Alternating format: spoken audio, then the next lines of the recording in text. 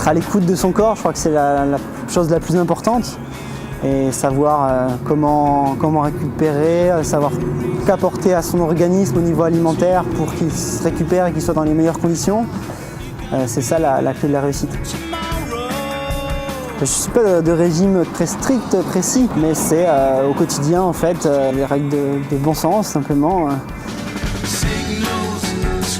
En fait, le fait métabolique après un effort, c'est une période de temps en fait, pendant laquelle l'organisme est capable d'absorber et d'assimiler ce qu'on lui apporte au niveau nutriments.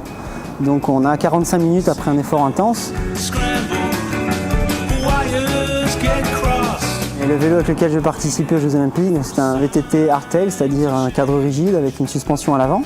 J'utiliserai un monoplateau, c'est-à-dire un seul plateau à l'avant et 10 pignons à l'arrière, un monoplateau de 39 dents. Donc un vélo assez exclusif puisque c'est une mesure en fait où il est très rigide, pardonne aucune faute de pilotage. Par contre c'est tout pour la performance, c'est-à-dire qu'il n'y a pas de perte d'énergie lorsqu'on accélère avec ce vélo, c'est pratiquement comme un vélo de route. J'utilise également des boyaux, c'est-à-dire des boyaux collés directement sur la jante.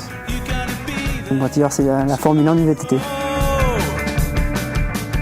Donc voilà, on peut dire qu'il y a 15 coureurs pour une médaille et 5 coureurs pour la médaille d'or. Il y a d'abord le Suisse Nino Schurter, qui est champion du monde en 2009, qui apprécie beaucoup le genre de circuit qu'on va trouver à Londres, qui est un coureur très tonique, très explosif.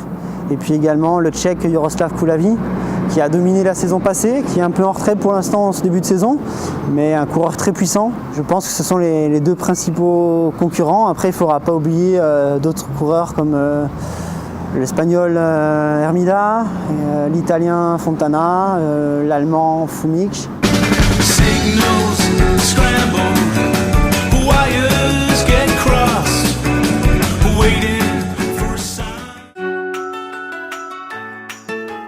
Tom est devenu vraiment son premier supporter et surtout c'est devenu sa force.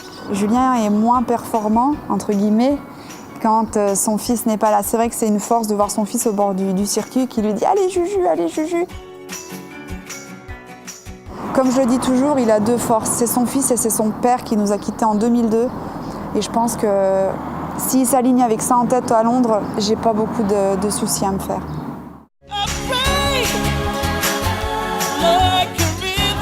Je pense que la qualité première que j'ai développée en étant en fauteuil, c'est l'adaptation.